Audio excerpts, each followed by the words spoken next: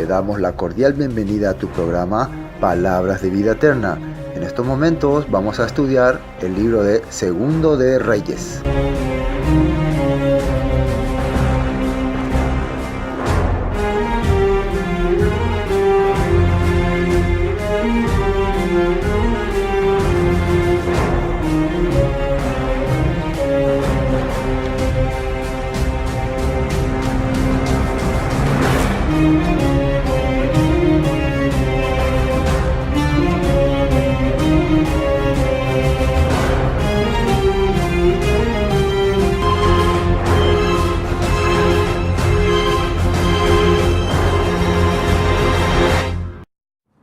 Bueno, vamos a continuar el capítulo 3 hoy, ¿no? Del segundo libro de Reyes, que ya hemos avanzado. Estamos aprendiendo y estamos conociendo también lo que está ocurriendo. A partir de este momento ya está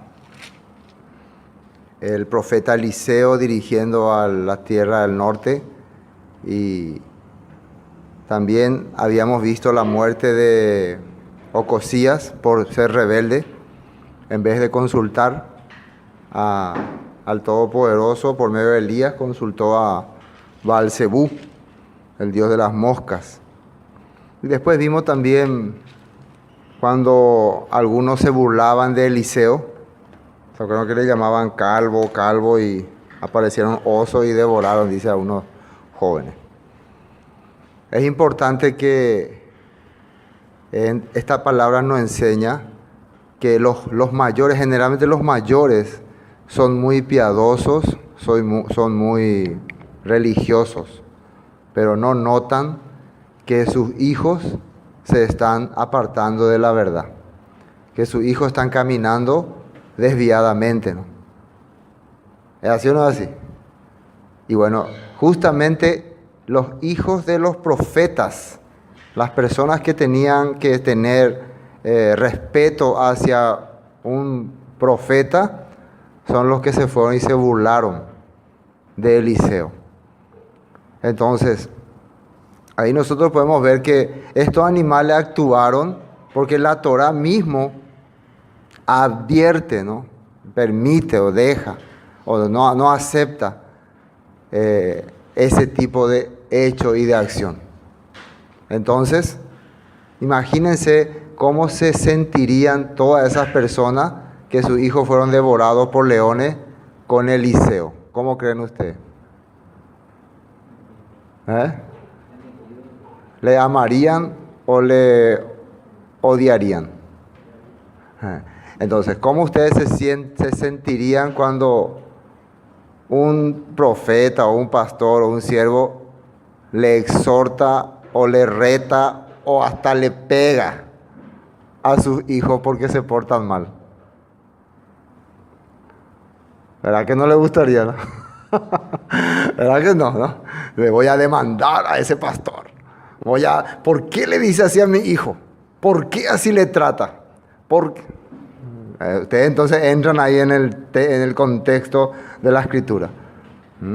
En la Escritura menciona una palabra en la Torah que al hijo contumaz. ¿Sabe qué hijo contumaz? Rebelde. ¿Qué se le tenía que hacer? Se le tenía que sacar afuera entre toda la congregación y apedrear, dice. Pero ¿quién se atrevería a denunciarle a su hijo? Señor juez, traemos a mi hijo porque es muy rebelde y queremos que se le haga justicia. ¿Quién haría eso? ¿Alguien haría? Nadie. Entonces, ¿ustedes creen que estos jóvenes que fueron devorados por los leones, alguna vez sus padres se hubieran animado a llevarle ante tribunal, ante juicio? ¿Se hubieran animado? No, ¿verdad? Entonces, ¿quién tenía que hacer cumplir la Torah por ello? Elohim. Entonces, eso es muy importante que nosotros podamos entender, ¿no? Si nosotros nos queremos dirigir a nuestros hijos conforme a lo que dice la palabra, Elohim va a hacer y no nos va a gustar. Alguien le va a poner freno tarde o temprano a los caprichos y a la rebeldía de mi hijo o de mi hija, y no me va a gustar. Que dice en una parte de la escritura, el muchacho consentido avergonzará a su madre y a su padre. Ese es el sistema en que estamos viviendo en estos últimos tiempos. Y ese era lo grave que ocurría. Entonces, para entender un poco ese punto final, ¿no?, que era un poco conflictivo. Entonces, lo que ocurre ahí es que Israel, las tribus del norte, ya se estaba alejando tanto de la Torá que los jóvenes de esa época tomaban a burla a los profetas, a los líderes. Cosa que hoy estamos viendo también. Los papás sí, todos muy fieles con su Biblia ahí, pero su hijo burlándose, tomando a chiste, tomando a broma. Entonces, tal vez recuerden qué pasó con los hijos de Elí. ¿Quién hizo justicia por ellos? Elohim. Le dijo Elí, hijo, yo tal vez no voy a ser capaz de castigarle a usted porque se pendetúa, pero con el Eterno no pueden jugar. Él sí o sí va a hacer juicio por sus vidas. Entonces, el que ama a su hijo va a pensar estas cosas. El que ama a su familia va a pensar estos puntos. El que no le ama va a dejar nomás que siga viviendo como animalito y que después sea cazado por un tigre. Eso tienen que entender. Ahora, el capítulo 3. Reinado de Joram de Israel. A partir de este momento, ¿quién era Joram? Joram era el hermano de Ocosías, hijo de Acab. Ocosías apenas reinó dos años. Por rebelde muere. Ahora entra Joram. Vamos a ver que hay una pequeña diferencia entre Joram y entre Ocosías. Ocosías estaba bien pegado a su mamá, ¿no?, a su madre. ¿Y cómo era su mamá? ¿Cómo se llamaba su mamá? Jezabel. Era bruja, era pagana, adoraba ídolos. ¿Y qué influencia le daba a su hijo para seguir sus mismos caminos? Y el resultado fue que muere. Imagínense, su mamá nunca le interesó servir al Todopoderoso, nunca le interesó hacer las cosas al Todopoderoso, por lo tanto, su hijo siguió sus pasos y el resultado fue su muerte rápida. Ahora, Joram cuenta la historia que era más apegado a su papá, que estaba más apegado a su papá. Y aunque su papá era un manejado, era un influenciado por su esposa, logró ver y entender los poderes del Todopoderoso. Inclusive logró humillarse una vez.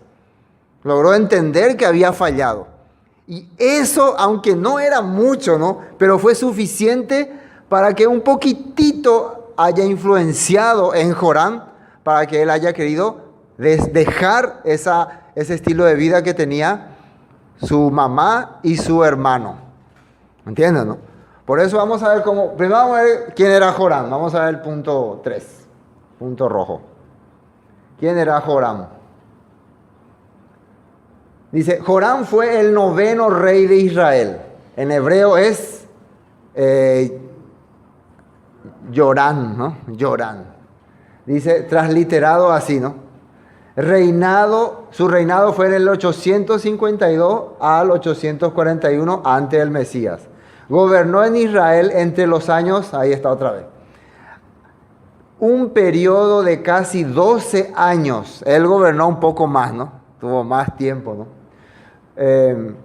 Hijo de Acab. Sucedió a su hermano Ocosías, aunque retiró los altares al dios Baal, siguió conservando los de otros dioses, por lo que se dice que anduvo en los mismos pecados que sus antecesores. Sabemos que durante su reino se desencadenó una guerra contra Moab, en la que contó con la alianza de los reinos de Judá y Edom. Ahí estamos viendo entonces lo que hizo Joram. Aunque él quitó las imágenes de Baal, de Acera, él lo que logró conservar son las estatuas, los becerros de oro. ¿Se acuerdan de los becerros de famosos becerros de oro? No, y pega 6 con eso y pega a la gente. Pero becerro de oro. Por eso siempre antes había un tipo de broma de Monbosé y las de becerro de oro. Se decía cuando había algo que demasiado te gustaba y no quería vos dejar. tus caprichos, tus deseos, pean de becerro de oro. Es ella paitema la ibaya, pero siempre hay esa cosa que no quiere dejar. Pean de becerro de oro. Bueno, esos becerros de oro fueron los que no querían dejar. Pero Jorán, hijo de Acab, comenzó a reinar en Samaria sobre Israel el año 18 de Josafat, rey de Judá, y reinó 12 años. Y vamos a ver qué dice el versículo 2. E hizo lo malo ante los ojos del Eterno, aunque no como su padre y su madre, porque quitó las estatuas de Baal que su padre había hecho. Por lo menos algo entendió, ¿no? Vamos a entender más o menos así esa persona que deja la idolatría, deja muchas cosas, pero no dejó del todo la falsa adoración. Por eso muchas veces nosotros nos confundimos, pensamos que porque no nos vamos acá a Cupé o no le prendemos vela a la Virgen María, ya ahí pone abema. Ay, yo no soy como esos católicos que adoro imágenes. Muchas veces pensamos así, pero no. Muchas veces estamos haciendo también algo que creemos que está bien, pero también viene de adoración falsa. Y eso hemos aprendido mucho cuando estamos estudiando la palabra a profundidad. Pero viene el versículo 3. Pero se entregó a los pecados de Jeroboam, hijo de Nabat, que hizo pecar a Israel y no se apartó de ellos. Los primeros pecados que hizo Jeroboam, ¿no? Ahora, versículo 4. Entonces empieza a ocurrir un acontecimiento importante. Mesa, rey de Moab, era propietario de ganados y pagaba al rey de Israel 100,000 corderos y 100,000 carneros con sus vellones. Ahora podemos ver un poco, si tiene el cuadro. Hay unos cuadros, quiero mostrar las regiones ahí en este cuadro que he visto. Quería mostrarle un poco cómo hace.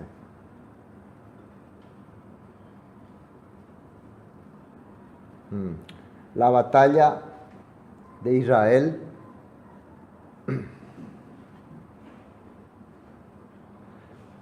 contra Moab.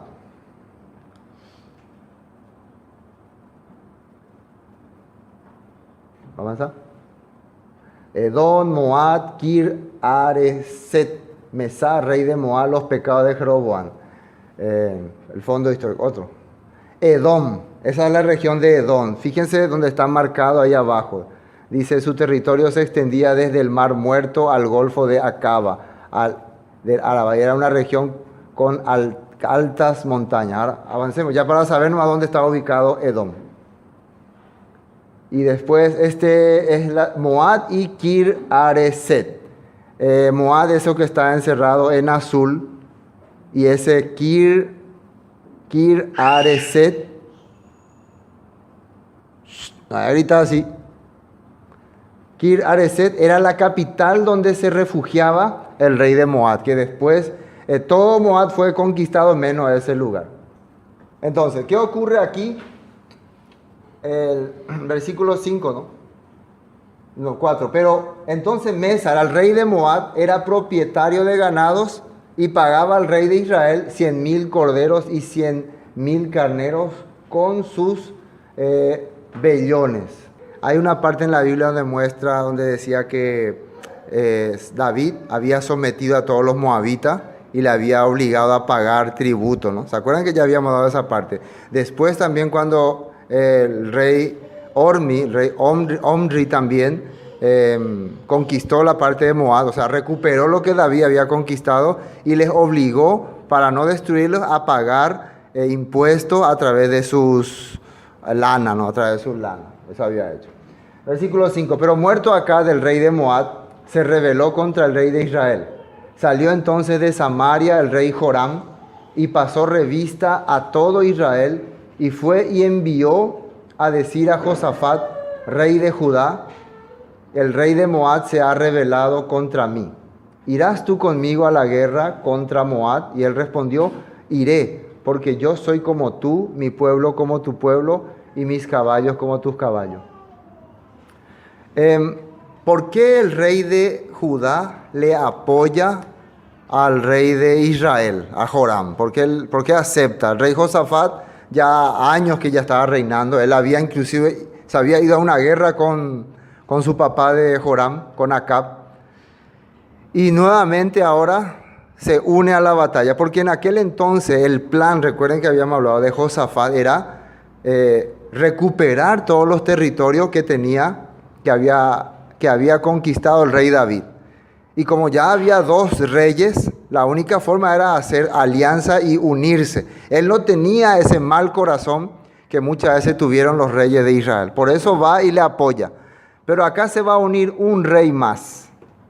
Aparte de Judá, alguien más se va a unir al norte. Y dijo, ¿por qué camino iremos? Y él respondió, por el camino del desierto de Edom. Vamos a irnos por ahí. Salieron pues el rey de Israel, el rey de Judá y el rey de Edom. Y nosotros sabemos que Edom odiaba a Israel, ¿sí o no? Por historia.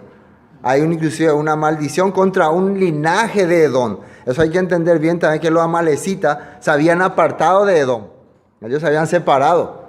Y ellos son los que odiaban a Israel. Pero en este caso aquí Edom va a hacer una alianza con el norte y con el sur, para ir a destruir, a atacar a Moab.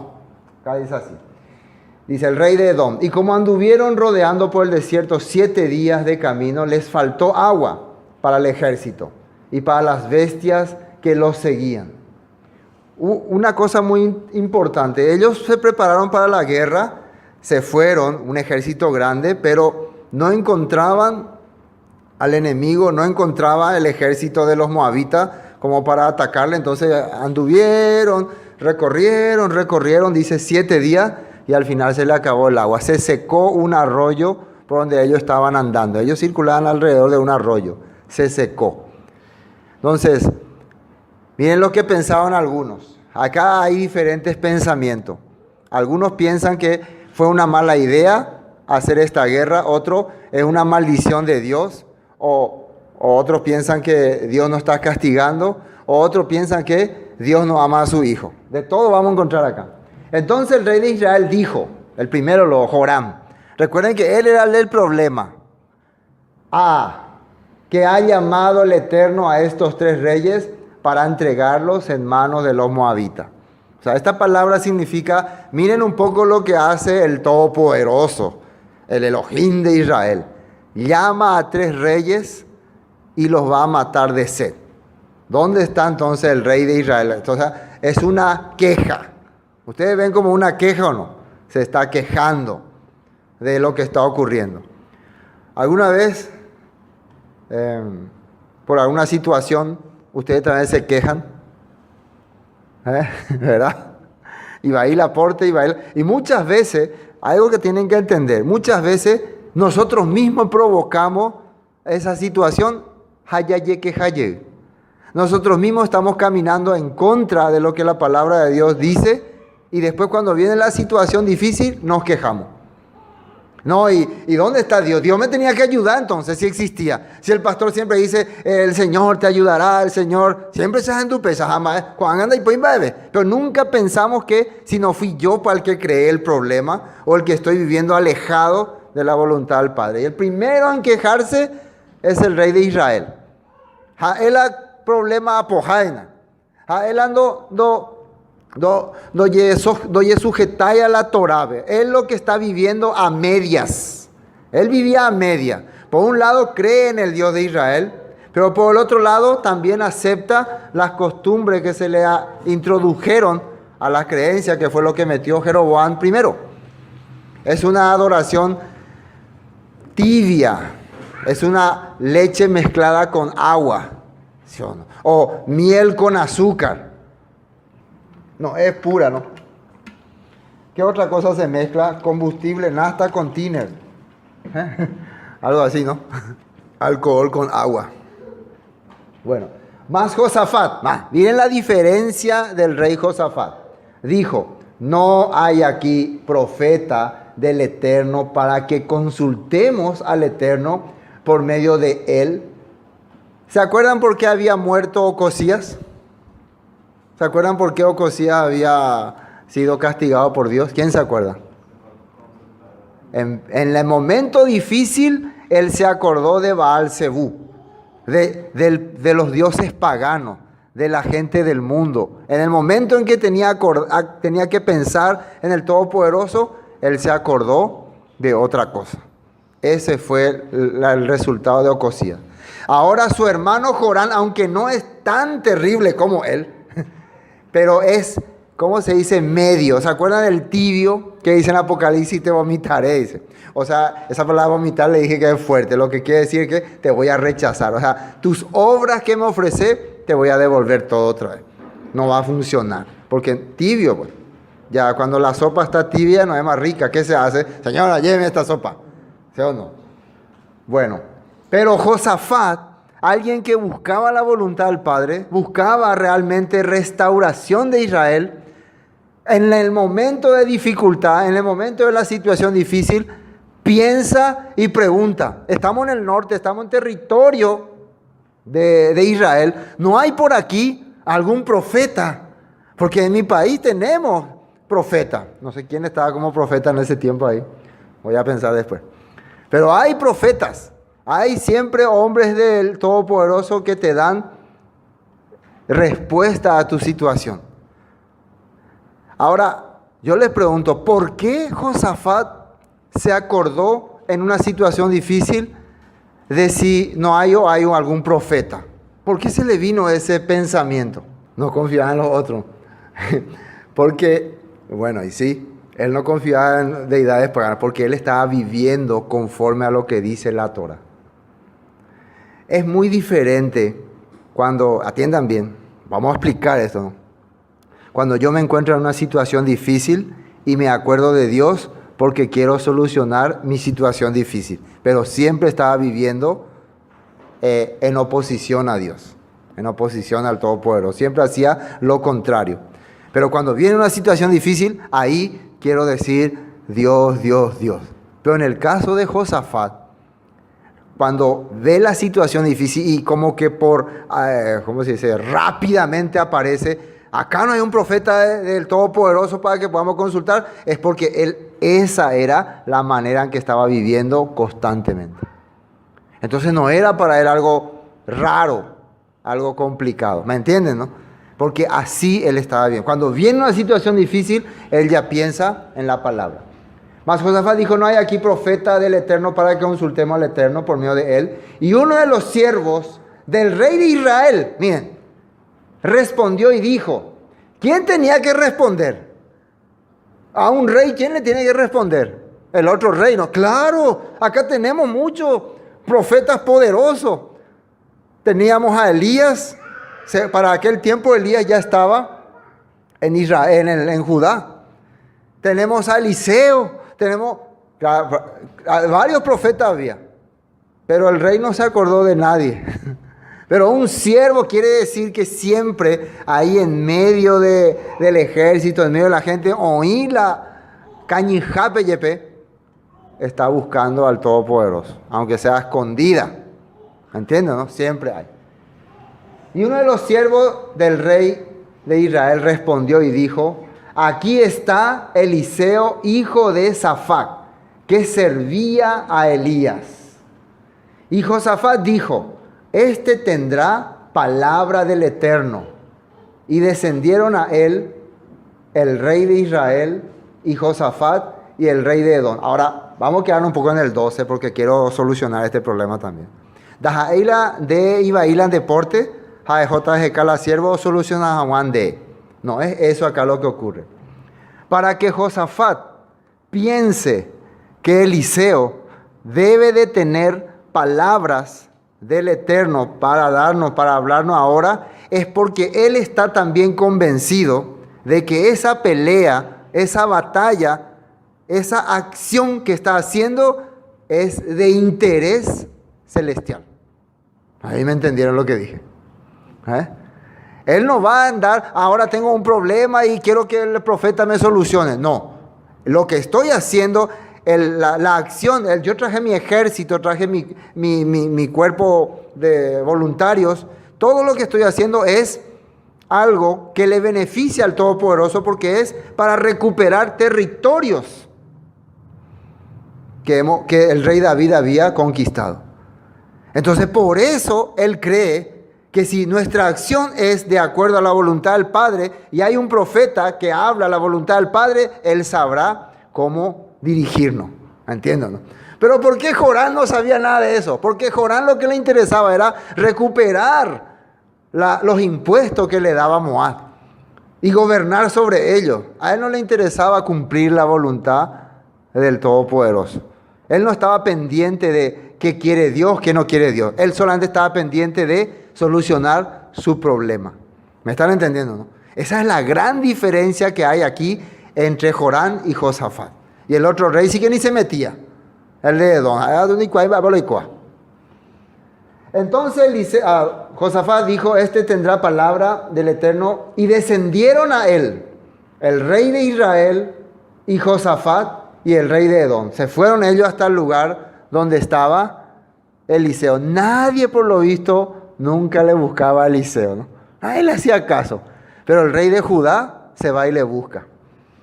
Entonces Eliseo dijo al rey de Israel, cuando le vio, vienen llegando ahí, ¿no? Los reyes, ¿no? ¿Qué tengo yo contigo? Esa palabra, ¿no? Es un modismo de más o menos, Dego nunca anda Sherekaya, Dego nunca ande penaya la torare, a vos nunca te interesa lo que dice la escritura y ahora ¿qué querés de mí? Algo así, ¿no? Entonces, es feo, ¿no? Yo, por ejemplo, no me animo a decirle a una persona así, pero Eliseo y cuajando de coi pelo en la lengua. Por ejemplo, una persona que yo sé muy bien que no vive de acuerdo a la voluntad de Dios, vive como se le da la gana y después está mal su situación y viene y te pregunta, pastor, ¿qué puedo hacer? Ahora vení, ¿qué tengo yo contigo? Vos siempre estás viviendo en el mundo, anda a buscar la solución del mundo, no venga conmigo. ¿Verdad que no cuadra que yo hablo así, no? Pero Eliseo, vean de eso, ¿no? A Eliseo sí le acepta, ¿no? Pero la pastor más ellos pesa, no. ¿Me entienden, no? Esto. Entonces, una persona que realmente está alejada, revelándose, ¿cómo después viene a buscar respuesta para alguna acción que al Todopoderoso le compete? Es como cuando estábamos hablando ayer el martes del Urim y Tumim. El Urim y Tumim era una manera de responder a alguna pregunta que hacía alguna autoridad, alguna persona a través del sumo sacerdote. Pero si esta pregunta no tenía ninguna relación con la voluntad de Dios, con la voluntad de Elohim, no salía respuestas. A Saúl dice que preguntaba qué iba a pasar y no le había respuesta. El padre no le hablaba. ¿Por qué? Porque hace rato que él se apartó o que el Eterno le abandonó, porque él ya no está caminando de acuerdo a su voluntad. ¿Me entienden, no? Entonces el Urim y Tumim no servía para ello. Igual acá. Entonces Eliseo dijo al rey de Israel, ¿qué tengo yo contigo? Ve a los profetas de tu padre y a los profetas de tu madre. Los profetas de Acab eran profetas vendidos. Eran profetas que le hablaban a Acab de acuerdo a lo que Acab creía. Si Acab cree en Baal, oh Baal. Si Acab cree en el Eterno, oh Eterno. Si Acab cree en el Dios Sapo, oh Dios Sapo. Todo lo que Acab creía, ellos le hablaban. Eran profetas así de acuerdo a la situación. Y los profetas de Jezabel, sí que eran profetas que adoraban a Baal. No cambiaban nunca, solo a Baal, al Belcebú, todos estos dioses. ¿Me entienden? Entonces le está diciendo, siempre ustedes, toda tu familia, han confiado en sus chupamedias, en sus idólatras. Vayan a ellos. Pego nunca anda peyuya pe por andu shemba bebé. Pego nunca anda pejecaya la torá pe cuajahuapa pe yapoponapa pe yapovaipa. Pego siempre pe yapo sea peico se jaisa. Hacen lo que se le da la gana, viven como quieren y ahora en la situación difícil me venía a preguntar, me venía a consultar. Yo no tengo nada que ver contigo. Yo soy una persona que está conectado con el Eterno, con su Torá. Vos y tu familia están conectados primero con los falsos profetas del Eterno, adoradores de becerro de oro, adoradores de falsas palabras, falsas fechas, todo falso. Y por otro lado también algunos hay adoradores de tu mamá, la bruja, que sigue mandando allá en Israel, sigue haciendo sacrificios de niños. O sea que Eliseo estaba enojado. ¿Le notan ustedes enojado? No es posible. Porque tenés que estar enojado para hablar así. Es como que ya me enojaron ya. Ahora, tu madre respondió, no, le respondió, dice, y el rey de Israel respondió, miren con qué humildad le responde. No, porque el Eterno ha reunido a estos 3 reyes para entregarlos en manos de los moabitas.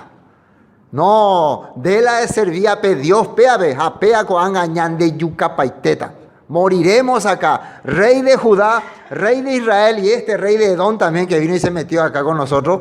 Romanon baiteta, moabita pobube. Y el Dios de Israel que va a adorar no va a hacer nada. Esa es mi suegra. ¿Y orgulloso o no? Y yo orgulloso. Uf. Si yo era Eliseo, cerraba la puerta de Joshai. Soluciona tu problema vos. ¿Verdad? Pero vamos a ver. Y Eliseo dijo, vive el Eterno de los ejércitos, en cuya presencia estoy, que si no tuviese respeto al rostro de Josafat, rey de Judá, no te mirara a ti ni te vierais. Ese es más o menos decir, te juro por lo más sagrado que existe, ¿no? Que si no fuera por este rey, por el rostro, dice ahí, ¿no? Por el deseo que tiene este rey Josafat, que yo a vos ni te pelaba, no te hacía caso. Hay que pensar bien en esto. Estaba enojado Eliseo. Responderle así a un rey ya de posetreima. Entonces, pero si el pastor Sergio se enoja así, es un carnal, ¿verdad? No está bien delante de Dios, no, es espiritual. Pero si Eliseo se enoja, no, pues él es todo un profeta. Él tiene derecho de enojarse. ¿Ven ustedes el difícil trabajo que hay en este oficio? Pero Eliseo no se aguantó más. Encima todavía, ¿cómo le responde el otro? El ande Dios corre yucapata. Hay pollo en baebe. Y el rey Josafari se ni no mañamo ainde. Pero esa es la naturaleza humana, esa es la realidad. Y hasta el propio Elohim una vez le dijo al profeta Jeremías, a nivel penaje se cuera. ¿Se acuerdan que yo le leí una parte donde dice, no vayamos a orar por ellos? Jeremías oraba, Señor, no destruyas esta ciudad, Señor, por favor. Por eso le decía al profeta llorón, que esta ciudad se salve. Jeremías, no vayamos a orar por ellos. Yo ya decreté juicio contra esta ciudad y no hay más vuelta atrás. Así que ya decretó ya. Bueno, entonces, pero ¿por qué Josafat sí? ¿Por qué Eliseo no puede evitar darle respuesta porque está ahí Josafat? A ver, ¿por qué? ¿Porque Josafat es su cuate? ¿O porque Josafat es muy espiritual? ¿O porque hace asección de reyes? Asección de reyes, ¿no? Ustedes también muchas veces podrían decir, ¿por qué el pastor le atiende mejor a este y a esta persona no?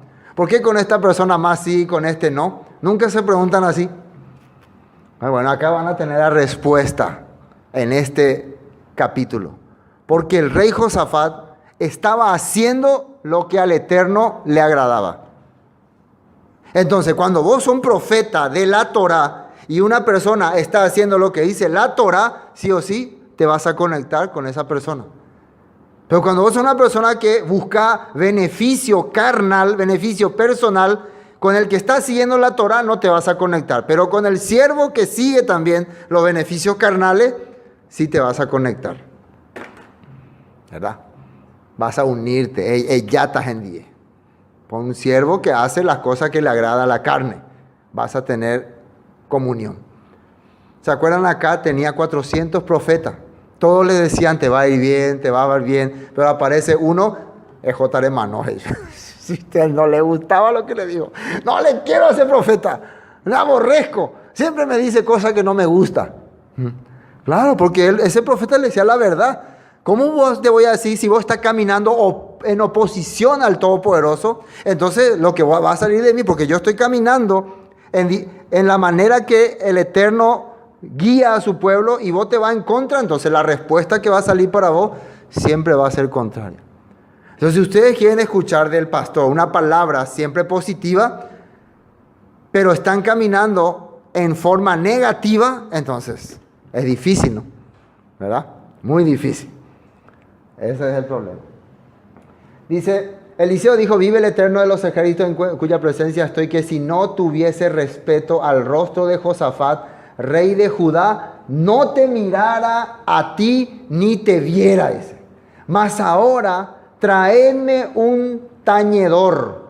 Y mientras el tañedor tocaba, la mano del Eterno vino sobre Eliseo. ¿Y qué es un tañedor? Cuando el músico comenzó a tocar, el poder de Elohim vino sobre Eliseo. ¿Qué le pidió? No sé, un músico. Ahora, vamos a pensar. Eliseo estaba nervioso, estaba enojado, qué desastre. Y para calmar su ira, para calmar su corazón furioso, pidió un músico, un tipo arpista. Ese era un arpista que toque una melodía y esa melodía iba a calmar su ira. Entonces ahora ustedes entienden por qué se canta, por qué se alaba, por qué hay momentos de alabanza, por qué la alabanza comienza cuando se llega a la reunión antes de la palabra, porque cuando ustedes llegan con un montón de cosas en su cabeza.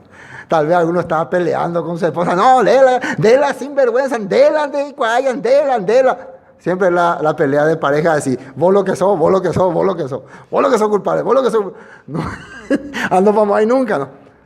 Otro peleó con su hijo, otro peleó con su personal, otro peleó con su patrón. A problema me metí todo el día. ¿Es así o no es así? Entonces llegan acá y con muchos problemas, entonces vamos a cantar. Y ahí empieza a calmarse el corazón, ¿no?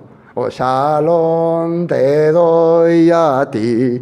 Y ahí empieza otra vez a caer otra vez el rúa de Elohim. Entonces nuevamente mi corazón está listo para recibir. Fíjense que proféticamente la palabra nos está enseñando por qué tenemos que siempre cantar. ¿Por qué es lo que tenemos que cantar? Vamos a empezar directamente el culto. Ya, ese pensamiento ya es de nervio. Ese ya, ¿por qué lo que tanta canción? Ahí no, uno nomás ya vamos a empezar ya el culto. Ya Eliseo nervioso. Entonces necesita un tañedor. Y vemos que Eliseo capta eso. El rey David, cuando estaba estableciendo las órdenes para el templo, él estableció grupos de músicos, instrumentos musicales. Él diseñaba instrumentos para que tenga diferente sonido, para que tenga diferente melodía. ¿Con qué objetivo? Que las personas que vengan a recibir el servicio del tabernáculo, del templo, vayan con corazón pacífico, calmado. De la misma manera, y escuchen bien esto, como la música te puede dar un corazón abierto, un corazón de tranquilidad para recibir la palabra, te puede dar un corazón terrorífico para actuar de mala manera. ¿Entienden, no? Fíjense que la música es un instrumento, es una herramienta que puede cambiar la personalidad de la persona, aunque muchos no aceptan eso. Pero la Biblia nos muestra que sí. Entonces, así como la música puede hacer que yo sea más romántico, más tranquilo, más loco, también puede hacer que yo sea terrible. Puede ser que yo sea grosero, maleducado, todo. Entonces, algunos no creen, pero fíjense cómo están los jóvenes de hoy en día y presten atención a lo que escuchan y a lo que les gusta escuchar y con qué objetivo les gusta escuchar, con qué propósito. ¿Por qué Eliseo pidió un músico? ¿Qué quería él? Quería servir al rey Josafat, quería darle una respuesta que venga de lo alto, ¿verdad? Quería que su corazón enojado cambie, porque con ese corazón él no va a poder hacer la voluntad del Padre. ¿Por qué los jóvenes se van a bailar y bailan toda clase de música corrompida, vamos a decir, ¿no? Con letra corrompida, con ritmo corrompido. ¿Por qué? Porque solamente quieren escuchar nomás. Yo quiero escuchar nomás. No, porque tienen el objetivo de accionar. Ese es el objetivo. Por eso quieren escuchar, porque quieren cambiar esa mentalidad inocente por mentalidad corrupta. Y también los que fabrican la música quieren eso. ¿Verdad? Todas las letras de esas canciones que por ejemplo, nos hace ver las cosas feas como que no son tan feas. ¿Verdad? Como que cometer adulterio no es feo, pensar en otra persona mientras está con tu esposa, estoy aquí con ella y pienso en ti. También meter la música, ¿no? ¿Sí o no? Estoy con ella, pero pienso en ti, o bla, bla, bla, ¿no? Cosas así, ¿no? Entonces, todas estas situaciones hacen que nosotros podamos darnos cuenta del poder que Satanás usa para las cosas que era para algo positivo. La música fue inventada para calmar nuestro corazón, para darnos alegría, para darnos felicidad y para poder revelar los misterios del Padre. Entonces es muy importante, ¿no? Estas cosas. Más ahora tráeme un tañedor, y mientras el tañedor, el músico, tocaba, la mano del Eterno vino sobre Eliseo. Quiere decir que mientras el hermano Juan Carlos está alabando, el Rúa viene cayendo sobre usted, ¿verdad? Así es. Pero cuando yo alabo, estoy predicando más. Estoy predicando más. Versículo 16. ¿Quién dijo así? ¿Quién dijo? Así ha dicho el Eterno. Haced este valle. Ahora sí quería ver este texto. Un caso también similar. Primer libro de Samuel, capítulo 16. Primer libro de Samuel, capítulo 16. Rápidamente. Cuando el rey Saúl estaba endemoniado, ¿se acuerdan? Le trajeron un tañedor también. Versículo 16. Diga pues nuestro Señor a tus siervos que están delante de ti, que busquen alguno que sepa tocar arpa, para que cuando esté sobre ti el espíritu malo de parte de Elohim, él toque con su mano y tenga alivio. Así dice. Entonces el rey estaba mal porque dice que un espíritu malo venía sobre él. Entonces ellos sabían cuál era la solución. Alguien que venga y toque melodía, que le cante salmo. El 23, que dice el versículo 23. Dice, y cuando el espíritu malo de parte de Elohim venía sobre Saúl, David tomaba el arpa y tocaba con su mano, y Saúl tenía alivio y estaba mejor, y el espíritu malo se apartaba de él. ¿Ven? Entonces la música puede quitar a los espíritus diabólicos que nos rodean cada día. Bueno, terminemos este libro, capítulo 3. ¿Qué sucedió? Dice, ahora la revelación, la profecía que Eliseo les da a ellos. Haced en este valle muchos estanques, porque el Eterno ha dicho así, no veréis viento ni veréis lluvia, pero este valle será lleno de agua, y beberéis vosotros y vuestras bestias y vuestros ganados. Y esto es cosa ligera en los ojos del Eterno. Entregará también a los moabitas en vuestras manos. O sea, darle a ustedes agua no es problema para el Todopoderoso. Y más cosa todavía va a ocurrir. Los moabitas van a ser entregados en sus manos. ¿Pero de qué manera? Y destruiréis toda ciudad fortificada y toda villa hermosa, y talaréis todo buen árbol, cegaréis todas las fuentes de agua, y destruiréis con piedra toda tierra fértil. Aconteció pues que por la mañana, cuando se ofrece el sacrificio, he aquí vinieron aguas por el camino de Edom, y la tierra se llenó de aguas. Cuando todos los de Moab oyeron que los reyes subían a pelear contra ellos, se juntaron desde los que apenas podían ceñir armadura en adelante y se pusieron en la frontera. O sea, un ejército impresionante, hasta los y los bebés, así como Fabricio y todo. Todos a pelear. Entonces, ¿era un ejército grande o no? Impresionante. Según la historia, este ejército era 3 veces superior a los 3 reyes que estaban ahí. O sea que no tenían ninguna chance el rey de Judá, Israel y de Edom. Cuando se levantaron por la mañana, brilló el sol, dice, sobre las aguas. Vieron los de Moab desde lejos las aguas rojas como sangre. No sé si alguna vez habrá ocurrido eso, pero brilló, dice, tan fuerte que hizo que el agua parezca que estaba roja. Se veía roja el agua para ellos. Tal vez fue un reflejo o una visión. Lo que sí fue un milagro. Fue una acción milagrosa. Después, dijeron, eso los moabitas dijeron, esto es sangre de espada, los reyes se han vuelto uno contra otro y cada uno ha dado muerte a su compañero. Ahora pues, Moab al botín.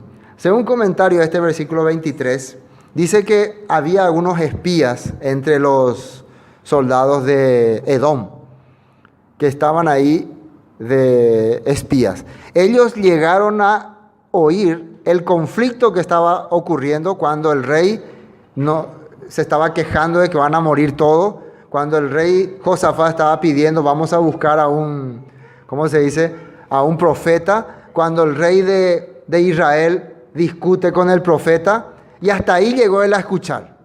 Y se terminó su chismerío, ya eso es, cuando Eliseo pidió el tañedor. Y algunos comentan que una de las razones que Eliseo pidió el tañedor es precisamente para confundir a estos espías. Porque el tañedor, ¿qué empezó a hacer? Empezó a cantar y a cantar. Entonces se quedó como que Daipoin Baebe. Porque cuando nosotros cantamos, parece que no hay nada. Entonces, bueno, con esta noticia me voy. ¡Joder! ¿Qué son las últimas noticias? Bueno, el rey de Israel se discutió con su profeta, dice que van a morir todos. Entonces había ya rumores de que no estaban ellos entendiéndose, de que estaban ahí discutiendo. Entonces al día siguiente se ve ya el río como que viene con manchas de sangre aparentemente. Entonces deducen nomás ellos. Estos se pelearon entre ellos y se mataron ahí a orillas del río. Entonces, quiere decir que ahora están todos ahí peleando, vamos a rematarle a ellos encima. Imagínense lo que se le ocurre pensar. ¿Por qué ocurre estas cosas? ¿Por qué el enemigo tiene estos conceptos, estos pensamientos? Porque no conoce el plan del Padre. Porque siempre está actuando de acuerdo a su pensamiento, su razón, su manera, y piensa que será así, pero cuando se va a ese lugar, otra cosa y te lo topa. Si ellos fueran también guiados por el Espíritu, por el Rúa, entenderían lo que pasa ahí. Ahora, le hubiera ocurrido lo mismo al rey de Edom y al rey de Israel si no estaba el rey Josafat. Gracias a que había alguien que sí creía en la Torá, que sí entendía el plan del Padre, podía encontrar respuesta a esta situación y hasta la mano de Dios estaba con ellos. ¿Ven que es importante tener un aliado que cree en Dios? Un aliado que cree en la Torá. Por lo menos alguien en la familia que dice la Torá es la palabra de Dios, ya esa familia se salva, aunque estén 2 rebeldes ahí en la casa. Eso es importante. ¿Me entienden, no? Ustedes ya tienen entonces con esto esperanza si en su familia no todos creen, pero ustedes creen, ya son una pequeña luz para ellos. No les estoy diciendo que son la salvación para la familia, pero son una luz. En ese momento, una chance. Bueno, pero cuando llegaron al campamento de Israel, se levantaron los israelitas y atacaron a los de Moab, los cuales huyeron de delante de ellos, pero los persiguieron, matando a los de Moab, y asolaron las ciudades, y en todas las tierras fértiles echó cada uno su piedra, y las llenaron, cegaron también todas las fuentes de las aguas, y derribaron todos los buenos árboles, hasta que en Kir Hareset solamente dejaron piedras, porque los honderos la rodearon y la destruyeron. Era la capital donde estaba el rey. Esa ciudad no pudieron alcanzar, hasta ahí llegaron. ¿Por qué talaban todo? ¿Por qué destruían todo? La idea era atraparlos a todos, que nadie se escape, ¿no? Entonces iban derrumbando, entonces algunos se escondían por ahí, se le caía encima el árbol. El plan del Padre era demostrarle que burlarse del pueblo de Israel, el resultado trae juicio. Y esto que ocurrió acá con Moab es una profecía también, una profecía para los tiempos futuros. Después vamos a leer esa parte. Y cuando el rey de Moab vio que era vencido en la batalla, tomó consigo 700 hombres que manejaban espada para atacar al rey de Edom, mas no pudieron. Entonces arrebató a su primogénito, que había de reinar en su lugar, y lo sacrificó en holocausto sobre el muro. Y hubo grande enojo contra Israel, y se apartaron de él y se volvieron a su tierra. Ahora, ¿qué ocurrió aquí al final? ¿Qué sucedió aquí? Dice que Moab, después de que fue vencido, después de que perdió la guerra, tuvo un ejército de 700 soldados, ¿no? Y fue a atacar, que manejaban espada, fue a atacar al rey de Edom. Pero dice que no pudieron derrotarle. Y acá lo que yo entiendo en este 27, a ver si usted entiende conmigo, entonces arrebató a su primogénito. ¿Quién arrebató a su primogénito? ¿El rey de Edom agarró a su hijo y lo sacrificó? ¿O el rey de Moab? ¿Ustedes cómo entienden ahí? ¿Cómo se entiende ahí? El rey entonces arrebató a su primogénito que había de reinar en su lugar. ¿De quién estamos hablando ahí? Del rey de Moab, ¿no? ¿Verdad? Él agarró a su primogénito y lo sacrificó, o agarró al primogénito del rey de Edom y lo sacrificó. ¿Cómo se entiende ahí? De Edom. ¿Así? ¿Entendemos? Fueron a querer conquistar a Edom y no pudieron. Entonces, ¿de qué? Entonces, como no pudieron conquistar o destruir al rey de Edom, ¿qué hicieron? Arrebató a su primogénito que había de reinar en su lugar. ¿En lugar de quién? Del rey de Edom. Y lo sacrificó en holocausto sobre el muro, y hubo grande enojo contra Israel, y se apartaron de él y se volvieron a su tierra. Ahora vamos a ver, para entender este tema, lo que Amós había profetizado contra Moab y contra Edom. Vamos a Amós capítulo 2. Amós capítulo 2. Fíjense lo que dice ahí.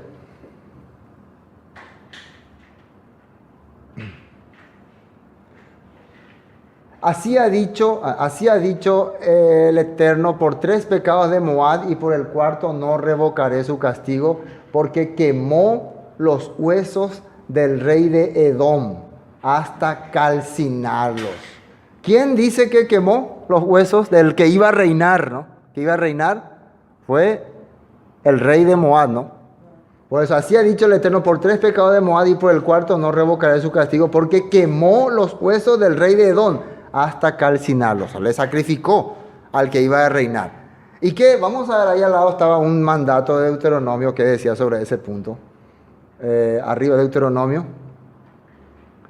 Ahí ese. 18. No sea hallado en ti quien haga pasar a su hijo o a su hija por el fuego, ni quien practique adivinación, ni agorero, ni sortílego, ni hechicería. O sea, está prohibido en la Torá ofrecer como sacrificio a tu hijo y calcinarlo y quemarlo. Entonces, para el Eterno, esta acción que hizo el rey de Moab contra el primogénito, el que iba a reinar en Edom, fue algo terrible. ¿Y qué es lo que causó esto? Causó que Edom le odie a muerte a Israel. Le odia a muerte. a partir de ahora ustedes son nuestros peores enemigos. Eso causó. Es como decirle, miren lo que ganan ustedes por ayudarle a Israel. Tu primogénito va a ser ofrecido como sacrificio. Y se enojó y desde ahí descargó su ira. Ahora, en la profecía vamos a volver a Amós, contra Edom. Ahorita, 11. Así ha dicho el Eterno, por 3 pecados de Edom y por el 4 no revocaré su castigo. ¿Y qué dice ahí? Porque persiguió a espada a su hermano y violó todo afecto natural, y en su furor le ha robado siempre y perpetuamente ha guardado él, ¿qué dice ahí? Rencor. ¿Por qué se quedó en rencor Edom contra Judá, contra Israel? Por este acontecimiento que había ocurrido. Pero claro, nosotros podemos proféticamente ir más atrás, que era por la primogenitura, ¿no? Siempre había ese celo, pero fue como que esto despertó la chispa, ¿no? Entonces, el no haber entendido estos acontecimientos, no habido comprendido que esto fue una acción de Moab, y Edom por eso usar como venganza, porque ellos siempre se recordaban, por causa de ustedes, nuestro heredero fue cocinado, fue calcinado, ¿no? Fue hecho y se quedó eso en sus mentes de ellos. Para ellos algo terrible. Es como cuando los judíos observaban a Yeshua ser crucificado en la cruz. Y Poncio Pilato puso, aquí está el rey de los judíos, ¿no? ¿Qué quiere decir? Miren lo que le está ocurriendo a su rey, está siendo sacrificado. Pero en este caso, el propio Yeshua hizo eso para pagar el precio de nuestros pecados. Pero los de Edom no entendieron así. Bueno, así entonces termina esta escena, esta parte, con esta batalla y con este conflicto. Prácticamente aquí se va como quedando en pausa los acontecimientos de los reyes, y después nuevamente va a aparecer el profeta Eliseo, que habíamos dicho es un profeta restaurador, el profeta que viene a restaurar el corazón de las personas. El próximo capítulo entonces nuevamente Eliseo aparece en escena, pero ya otra vez restaurando a la gente. Amén. Bueno, hoy hasta aquí vamos a compartir.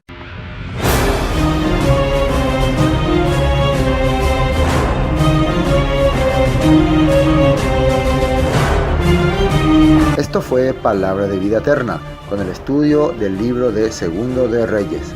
Bendiciones y hasta pronto.